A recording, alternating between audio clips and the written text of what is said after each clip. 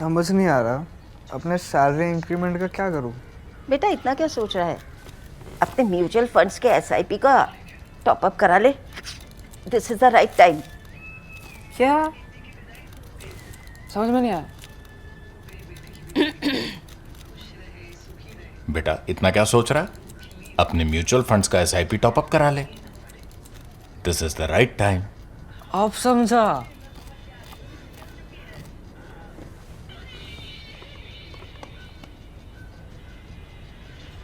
Mutual fund investments are subject to market risks. Read all scheme related documents carefully.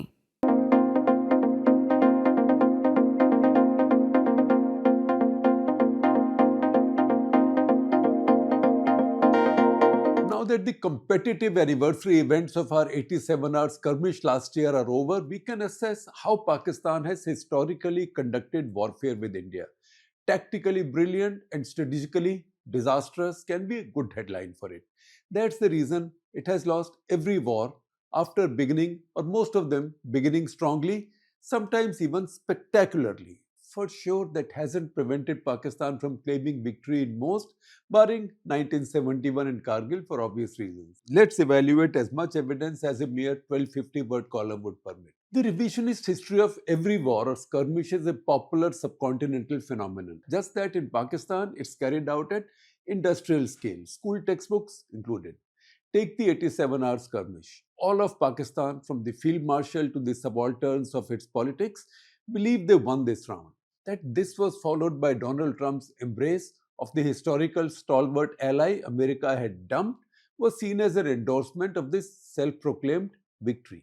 The fact is, Munir and his people had planned all of this earlier. The visit of Steve Witkoff's son Zach and the crypto deal through a Pakistani tech whiz kid, a corps commander's son-in-law, and now crypto czar with a cabinet rank, took place just 4 days after the Pahalgam massacre and nearly 2 weeks before Op Sindoor. So this outreach to America or to the Trump White House had preceded Op Sindoor. It was not a result of Op Sindoor.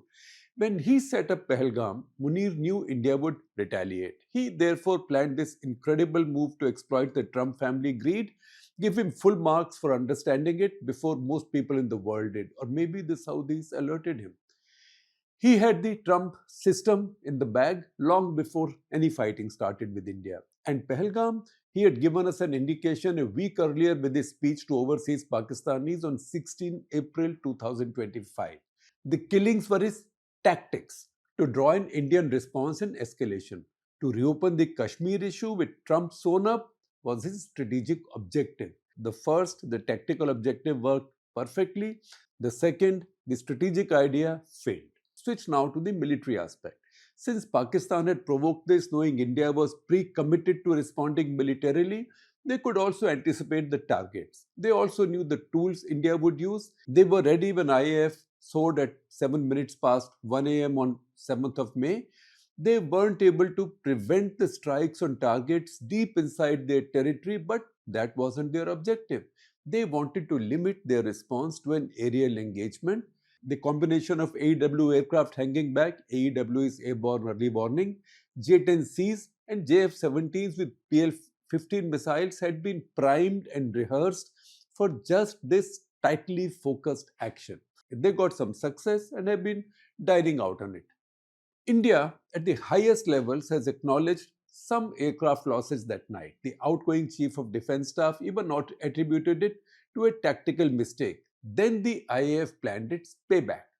It came first with the anti-radiation drone strikes to suppress Pakistani air defenses, and finally a multiple series of airstrikes on Pakistan's on PAF's most heavily defended air bases. No PAF aircraft, whatever the range of their missiles, now rose in defense or to fight back. By the time Pakistan sought a ceasefire on May 10 evening, only one side had the evidence of damage caused to the other. Commercial satellite pictures of damage to at least 13 Pakistani Air Force bases and 3 radars. Pakistan still celebrates this as victory simply because they shot down some planes. An Indian commander put it more fairly, even sportingly. It was like a hockey match. We won 3-1, 3 goals to 1. Just that theirs was a centre forward's field goal and ours 3 set pieces perfectly executed penalty corner hits. Their claims that they hit Indian air bases have zero evidence unless the quivering voice of CNN's Islamabad-based Nick Robertson claiming Indian bases had been hit counts as anything. It's fiction, pure fiction. All Indian air bases have cities around them. Nothing remains hidden. No satellite pictures have emerged. All of the Pakistani claims are what they are: horse manure. Although I wonder why this is considered less rude and more printable or less unprintable than the other more popular bovine product. I am not trying to restate recent history but only buttressing my central point that the Pakistani military mind thinks well but only tactically. It doesn't anticipate how India would respond. It can be a function of inbuilt incompetence, disrespect for the Indian military, or maybe a combination of both.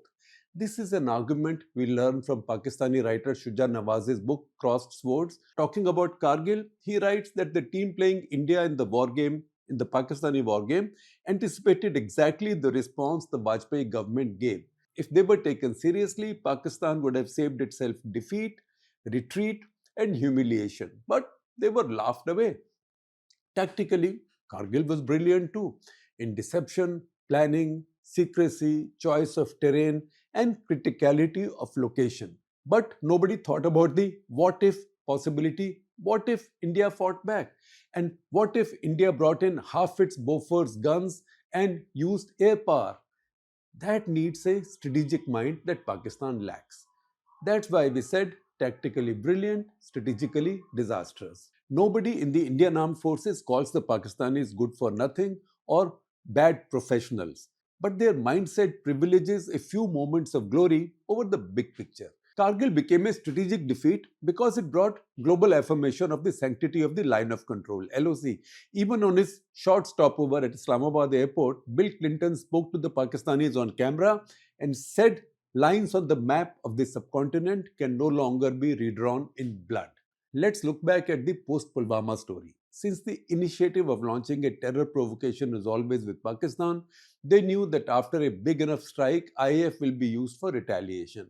That's how Operation Swift Retort, involving more than 26 PAF aircraft to bait the IAF into a scrap where they did not have the numbers or the range, was planned and rehearsed probably for years. They are still celebrating shooting down one IAF MiG-21. Even if that's a tactical plus for them, strategically, Indian deterrence lasted 7 years until Pahalgam. The same story has played out in our earlier older wars. Operation Gibraltar, about 10,000 regulars in Mufti infiltrated into Kashmir Valley by Pakistan in August 1965, followed by Operation Grand Slam to take Cham, then Akhnur, cut off Kashmir and grab it with ease. Tactically, this was brilliant too. And again, somebody in the Pakistani GHQ had to be extraordinarily dumb to think India would simply keel over to lose Kashmir and not expand the war to the plains of Punjab. There was inadequate thought given to the possible Indian response and how prompt it was going to be. Within the same war, the surprise armored thrust in Khimkaran, surprise because it surprised India, the surprise armored thrust in Khimkaran still remains the most audacious use of tanks in the subcontinent's history, and its objectives were grand. However, the headline to date remains its disastrous failure.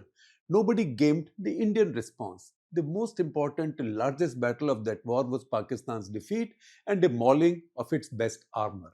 Pakistan claims victory in that war, but ironically observes 6 September as Defense of Pakistan Day. Their revisionist historians are happy to script pride in going on the defensive in a war where they had attacked with a clear objective. They had attacked. India did not attack in that war. This, in fact, 1965 was their last chance to take Kashmir militarily, and they blew it. Whatever the reality of Op Sindoor, the Pakistanis have taken the wrong lessons from it. This will be compounded by the delusions of a rising diplomatic stature. India has to keep that in mind and anticipate a new provocation earlier than what we might have imagined 6 months back. Pakistan has decided to collectively buy into its own post-Sindoor propaganda and now believes the world is either dependent on it or distracted. History tells us that these are conditions in which the Pakistani establishment makes its worst and ultimately self-defeating political and strategic blunders, however good they might be tactically.